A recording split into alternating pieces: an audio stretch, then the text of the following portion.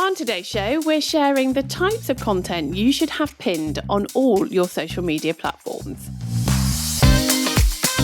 Welcome back to JFDI with the two Lauras. This is our weekly show where we talk about all sorts of things related to being a freelance social media manager, from content tips to business ideas, inspiration, sometimes the occasional rant and rabbit hole. No doubt we'll fall down one of them today.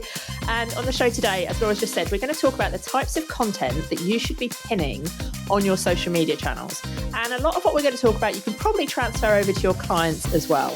So before we get into the show, I would love if you would possibly please leave us a review wherever it is you're listening, if you enjoy the show. Hope that wasn't too biggie. But yeah, we love hearing from you. And leave us a 5-star, obviously, and let us know what you think of the show. If you're watching on YouTube, hello. Please leave us some comments below and we will come back and chat. And right, let's go. Yeah, if you leave us a review, it might be one of the ones that we pin to the top of our profiles. Nice segue. See what I did there? Nice segue. Very good. Right, so let's start off. So it is worth saying we're talking about all different platforms today. I think when you talk about pinned posts, people immediately think of Instagram. Yeah, that's true. But maybe that's just us. So if you don't, then good for you. But we wanted to kind of cover off all the different platforms, and obviously they have different ways in which... or different amounts. Because you can literally pin something on every single platform now. So where should we start? Okay, so there's 3 different types of content that we're going to talk about. And depending on what platform you're on, will depend on how many of these types you pin. But before we get into it, I just want to kind of explain that you could have one of all 3 of these types if you were, for example, on Instagram, or you could have 3 of the same type, okay? Hopefully that's not too confusing, but it'll make more sense as we go. I think it will make more sense. Yeah, so the first one I think is the most obvious one that people would tend to pin is some sort of promotional content. So whether it is because you are selling something, maybe you're in a launch, or you are trying to promote, I don't know, maybe like an online masterclass or a workshop or something. Or maybe it's that you want to grow your email list. So you want to pin a lead magnet. So whatever it is, it's something that is promotional. So somebody can land on your profile and they can immediately buy from you or sign up to something with you. And I think that's really valuable because quite often, I don't know about you, Laura, but if I'm scrolling through social and I find someone and I kind of binge their content or I watch their stories and I'm like, oh, this person looks really interesting. Sometimes I want to take immediate action. And I don't always want to spend thousands of pounds, don't get me wrong, if they're like new to me. But sometimes I want to just go and see what have they got that I can have, whether it's for free or like a tenner or whatever, just so I can have a bit more of a taste, because you can only get so much, can't you, from free content? Yeah, and I was looking at an account yesterday and I was kind of consuming a bit of their content, and I went down a bit of a rabbit hole of watching some of their reels, and they kept referring to this product that they were selling, and I was like, oh, okay, great. I want to just know, I didn't need the kind of chattiness. I just wanted a post where they just said, this is what this tool is and this is how you use it. And I couldn't find it, and I was like, I didn't scroll for very long, but I was like, I wish this was pinned at the top of their account so I could just, like a proper full-on promotional, salesy, this is the tool, this is what it does, this is what it looks like, this is what you get, this is the offer if there is one. And there wasn't that thing, which was... What a missed opportunity. Yeah, and that might not be relevant to all accounts. It might just be they had another reason to not pin it. I can't think of, they actually didn't have any pinned posts, but so it is a missed opportunity. And so I just would recommend for you or your clients, like if you're running a particular promotional campaign, make sure you've got something pinned at the top that kind of summarizes everything, the facts. You know, you don't need the kind of marketing segues. You just need this is the tool and you know, package that up however you will, because it can be for some people, or they've heard about it from somewhere. And yes, you could argue, well, they could just click on the link in their bio. We all know people want a lot more information before they do that big, and brave thing. I find that a lot of people haven't even put the link in the bio, or they're just sending me over to their website. And I'm like, well, now where have I got to find this bloody thing? Yeah. Like if it's pinned and I can just leave a keyword and get a ManyChat link, perfect. That's a win for me, for sure. And I think also a lot of people don't like to pin like salesy content, because if somebody lands on your profile and you click and you open that salesy content and it's got no engagement, they think it makes you look shit. But that content was never designed to get engagement. It was designed to get sign-ups to a lead magnet or designed to get sales, people on a website, whatever. So it's not going to get engagement. So it doesn't matter if the post, like from a visual perspective, hasn't performed in terms of those vanity metrics. The point is the person who needs that information, like you did yesterday, will be able to find it really, really easily. And that doesn't matter if it doesn't have tons of likes or comments or what have you. Now, obviously, if you're using a ManyChat DM, ideally it will have some comments on it. But yeah, don't overthink it and think, I can only post my best content, because that's not the way. And I see lots of people do this, especially if they've got lots of reels. They'll pin the ones that have got thousands and thousands of views, even though they are not relevant to anything. Like strategically, that is not useful. Yeah, it's just weird.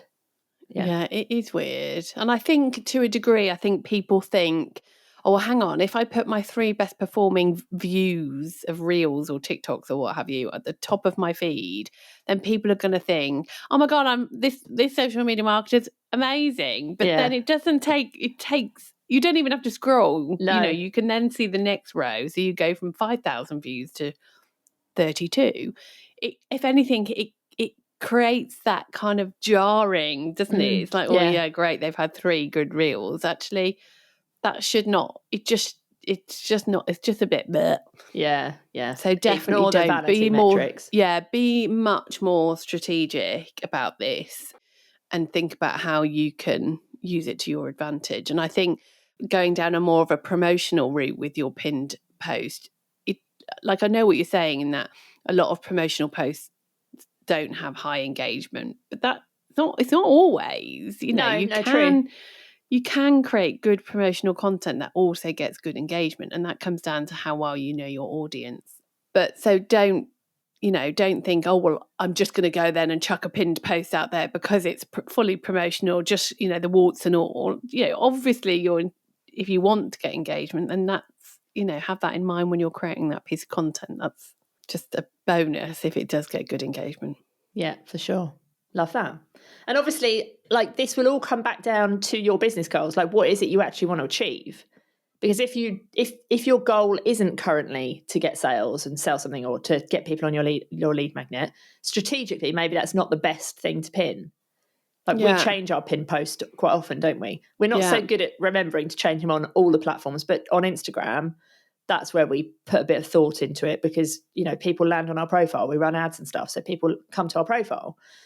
I can't remember. This is a very honest confession. Can't remember the last time I did it on LinkedIn, but that's because I don't use LinkedIn as a strategic platform. If I was putting a lot of effort into LinkedIn, then I would do.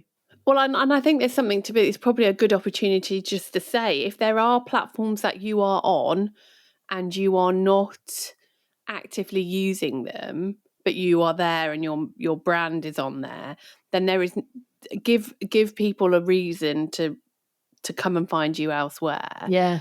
So don't just have a pinned post that says, oh, I'm not here, you can come and find me on Instagram. Give some value, and just if you want more of this, I'm not active on this account, so do come and give a bit of a tease as to, because people aren't going to come and that's a good few clicks, and we all know people don't like a good few clicks. So if you're expecting someone to leave one platform, come and find you on another platform, you've got to give them a reason to. And that one pinned post on Twitter or X, whatever it's called, to get people to come and find you somewhere else needs to be a good one. So if people go, yeah, you know what, I like the sound of this person, I'm going to go and follow them somewhere else. Yeah, love that. Excellent. Okay, so we've done some promotional pins. What else? So the second one that I would talk about would be some sort of positioning content. So content that makes you look good, that makes you look like you know your stuff, that makes you look like people trust you, that you can do your job, all of those sorts of things. So, for example, some sort of social proof, maybe it's a case study. And case studies, by the way, can be really valuable, don't have to be really boring. It might be a testimonial from somebody. Like Laura said earlier, could be a podcast review. And whatever it is, it needs to be tied back to whatever that goal is that you're trying to achieve at that point from your social. So if you are, for example, trying to get a new client, maybe you've got something that's really results-based pinned. Maybe you've got something that's a really strong case study that's relevant to the type of clients that you want to attract and win, that's what you would pin. So you want to always just think about, what's the bigger goal here? And what have I already got? Maybe that's an old post that I can pin, or what can I create that's a new post that I can pin that's relevant to this? But positioning content is designed to make you look good and people to get a good first impression if they're brand new to you, or kind of reaffirm that impression that they've already have if they're not new to you and they just come over to your profile. Yeah, and I think, well, at the time of recording, I think our pinned posts on Instagram are a good example of this. So we'll try not to change them actually before this podcast goes out, because I think we've got 3 pinned posts on Instagram, and they're all, I'd say, positioning pieces of content. We've got something, and I'll talk through the reasons, or some of the reasons why they are good for us.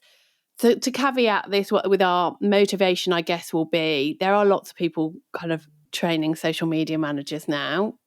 We've got way more competition than we've ever had. So for us, positioning ourselves, making people realise that we're the people you need to be listening to, not anybody else, is important. That's part of our strategy. And so we've got 3 pinned posts. That one is our kind of line that we use a lot and have done through all the years, and that it's about social media not being an admin job. And the reason that that's good for us is because people will see that piece of content, and that's been pinned there for a while now, and we still get a lot of engagement on it now. And people will see that and go, oh my God, yes, yeah, finally people are saying that. People still share it now because it's one of the first things they see when they come to our profile.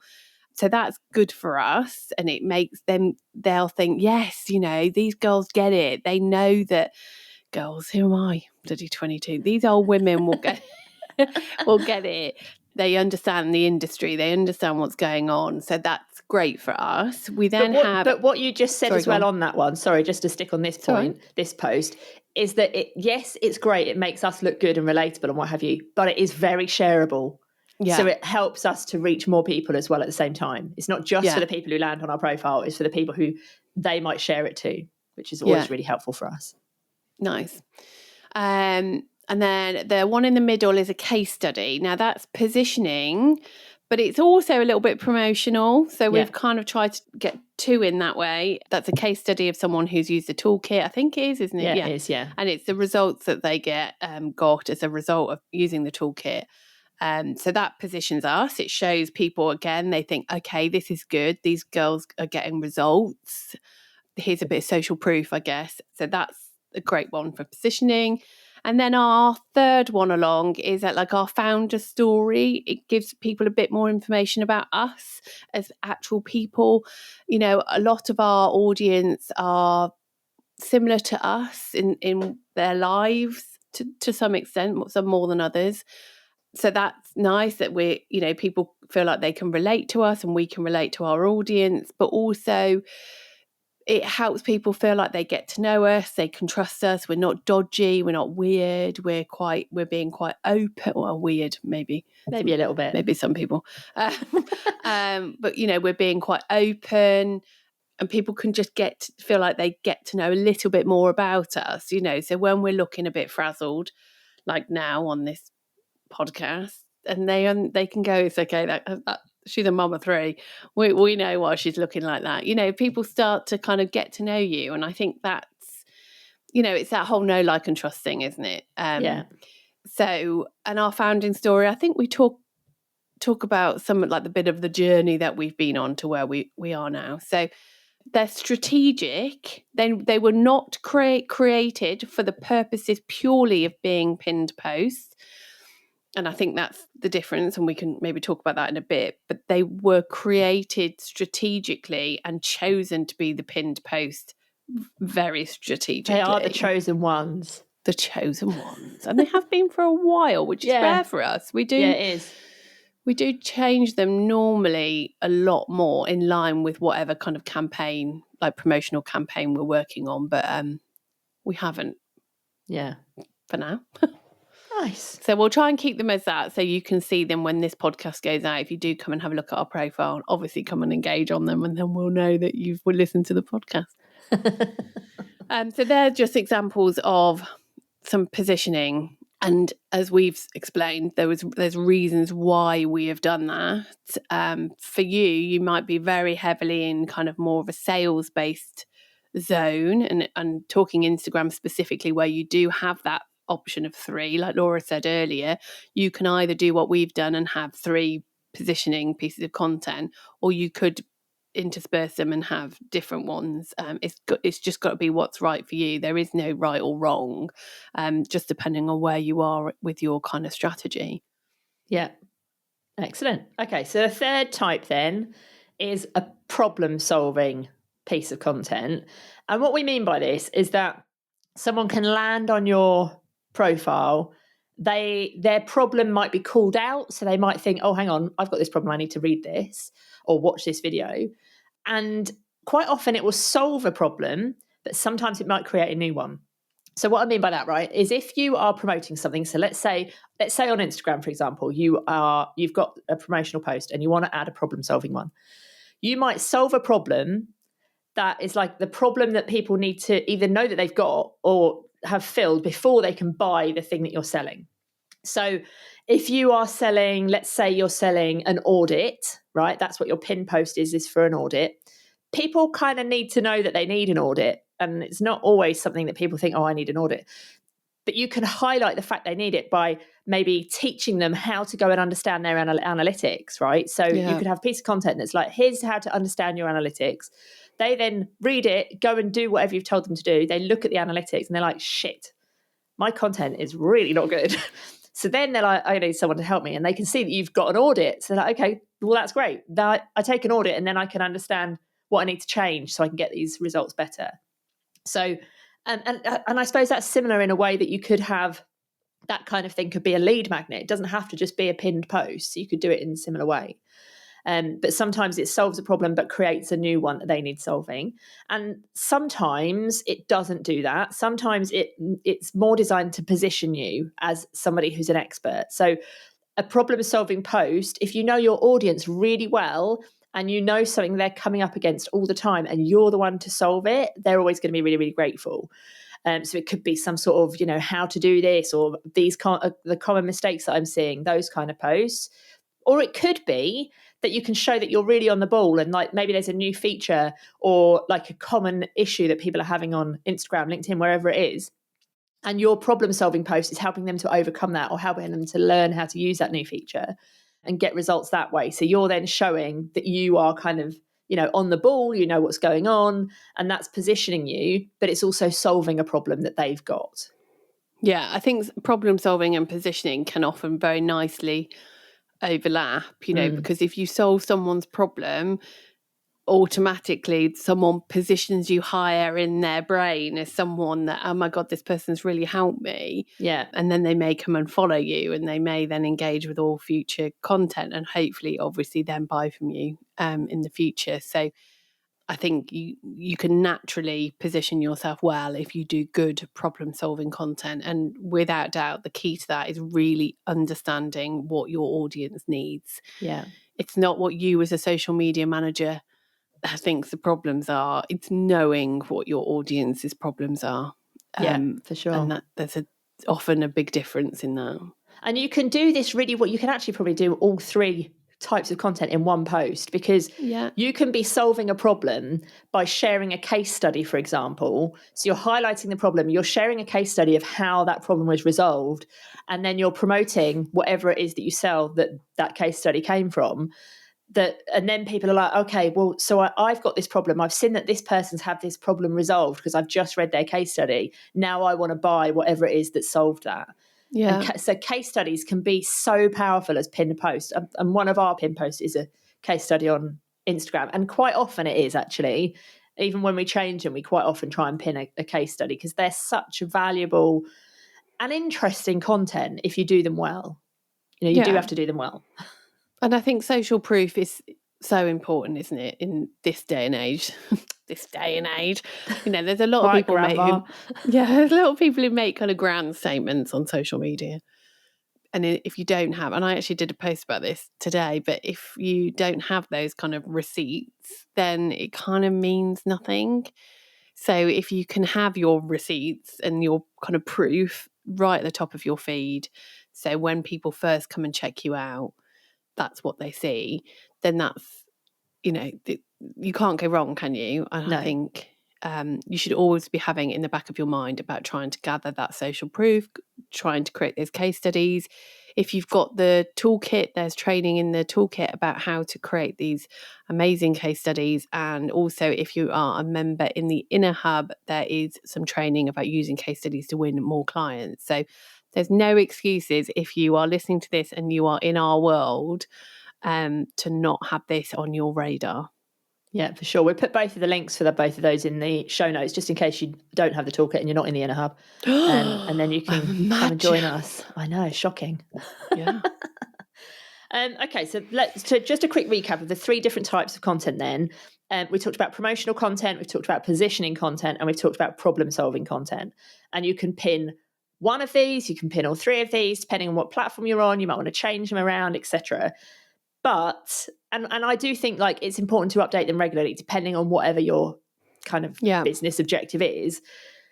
But I think it's really important to say that there are mistakes you can make with this. Like Laura's just said, our pinned content wasn't created for the purpose of pinning it. And in fact, we never, ever create content for the purpose of pinning it, because most people who see that content won't see it as a pinned post. They will see it in their feed, or they will see it because somebody shared it.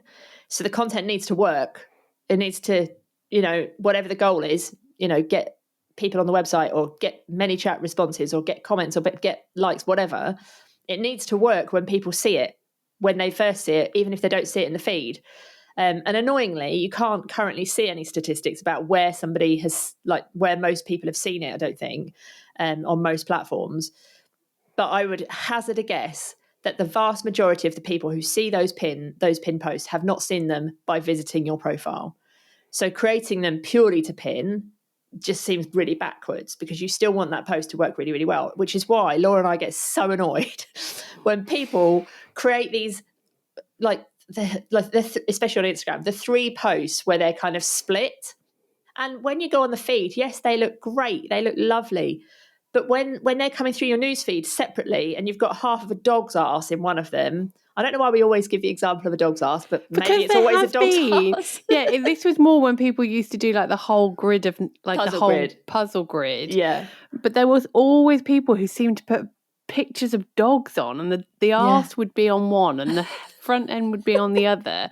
And on the grid, it might look like a cute little puppy, but when you see that on your feed and there's half a dog's arse, it's like, what? Anyway. But like when they do these split 3-post split ones, and they've got the text that goes right across, you can only read it if you go to the profile. If it's coming through your feed and it says V on it and it doesn't say anything else in it, it's like, what was the point of that? Wasn't there one once where someone had talked about analytics or something, and you could just see anal and it said on anal, one of them? Yes. Like it did that one have a dog's ass on it? People's intentions are... I understand people's intentions, and they're thinking, they want it to look nice. To have 3 great posts. They've got to look amazing. Like it's got to like showcase me, and I understand all of that. But if they're not actually doing anything for you, why bother? Yeah. So your intention may be that you want them to do things for you, but the reality isn't that. So create posts and think, God, if this does well, this would be a great one to pin, and maybe have that on your radar. But don't then pin it if it doesn't. You just need to create great content and then think, you know what, this is done really well, and I think it positions me really well, or loads of people have bought that thing off the back of it, I'm actually going to pin this, then that's the better way to do it. Yeah. But yeah, definitely don't get obsessed with the visuals. Like ours don't, as a 3, they don't work. No. That they're not linked in any way. No. But that doesn't matter. But we're not here to be graphic designers and create something that looks amazing. We're here to be social media marketers and get people to take action on whatever it is that we're trying to achieve. Exactly. And I think that we all need to kind of keep that in mind. Yeah. For sure. The other thing I want to say as well is... if you are, sorry. Just on that, if you are a graphic designer and happen to be listening, you still should be being strategic with your pinned post. Yeah. Go on, for sure. What were you going to say? I was going to say the other thing that I see people do when they're pinning posts is that they create these 3 posts to pin and they put them all out at the same time. It's like, why have you done that for? Yeah. Don't do that. No, don't do that. No, don't do that. Such a waste. Like, that's at like least spread them out by a few hours. But each post should have its own objective, its own goal, should work as a standalone piece of content. Therefore, they don't all need to go out at the same time. Even if you're like, oh God, I really need these 3 posts pinned because tomorrow I'm doing a launch. Fine. Put some hours in between them so that people aren't seeing these 3 posts that mean nothing, one after the other in their feed. Yeah. Because that's just annoying. And you might think, but that's not how the feed works. But if you're using is it called the following or the favourites feed on Instagram? Can't remember. Yeah. But if you're using that feed, that is literally how it will work. And that is literally how it will look. And it will make you look absolute shit. So they'll just tank. Yeah. But they won't just tank from a metrics perspective. Somebody seeing them will be like, why? Why the person again? And it's just annoying. Well, that's when people used to, and they still do this. I do still see people do this. They post in 3s anyway. Have you seen how people? What is this? 1998? No. Well, I know, and I think did we even have Instagram in 1998? No, but that's not the point. People are very much precious about the visual, and this is probably a whole different bloody podcast, which we've probably already done, to be fair. And I'll probably offend people, so let's not record that one. But I think we get so obsessed with how our grid looks, and then forget that actually people see the feed, not their profile. So yeah. I think the other thing to think about as well is when you're pinning these posts, what format should they be in when you're pinning them? So, for example, like I don't know why, but I seem to follow a lot of jewelry companies on Instagram. And if I'm looking for jewelry, the last thing I want to do is see it in a reel because you can't see it. It's just annoying. I want to see a photo of it, like in a carousel. So if you're trying to sell, for example, jewelry and you're pinning a post, don't pin a video. Pin something that people can actually look at and see the quality of the jewelry, etc. Or pin it, but have a static image also pinned. Yeah. Just think about how are people going to consume this? Yeah, and is this the because right you want to be able it? to like zoom in, don't you? Especially jewelry. Mm. Yeah, that's a very maybe good that's point. Just my little rant personally, but yeah. There we go. Okay, I don't think there's anything else we need to. No, I think cover. we've pretty much covered it. So promotional content, positioning content, and problem-solving content. If you've been in our world for a while, you may recognise this as the 3P content framework. Yeah, this is the type of content that you should be putting out all the time anyway. It just so happens that they make great pinned posts. So there we go. We would love to know as well, what have you got pinned? So like maybe take a screenshot and shove it in our DMs. We want to come and have a look. Oh yeah, I do like it when people come and chit chat. Yeah, did you say you don't like it? No, I do like it. Oh, okay, fine. Yes. No, I don't like it. Don't come and send screenshots. Or just address it to Laura Moore. No, I do. No, I like it when people come and say, oh, I've just listened to this podcast. This is da-da-da-da-da. I like it. Nice. Excellent. Okay.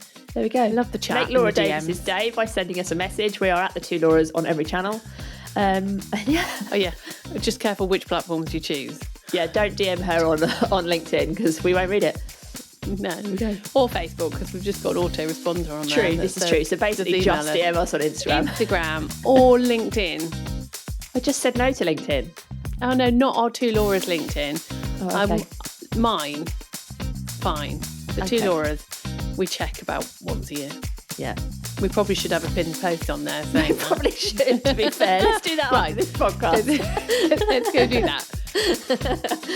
Excellent. Okay, we'll be back same time, same place next week. Hope you enjoyed the podcast. Come and let us know. And we'll see you next week. What language am I saying bye in? I'm going to go Auf Wiedersehen. I'm going to go British because it's raining. Oh, okay. Bye.